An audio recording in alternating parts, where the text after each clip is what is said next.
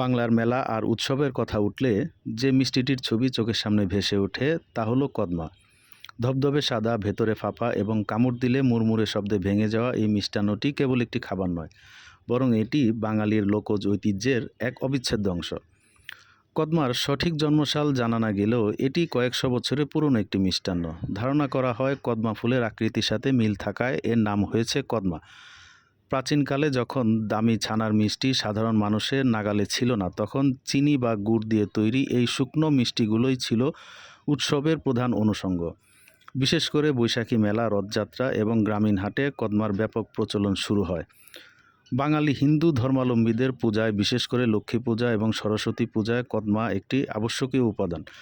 বাতাসা এবং নকুলদানার সাথে কদমা নৈবেদ্য হিসেবে পরিবেশন করা হয়। আবার মুসলিম সংস্কৃতির মিলাদ বা শিরনিতেও একসময় কদমার ব্যাপক ব্যবহার ছিল।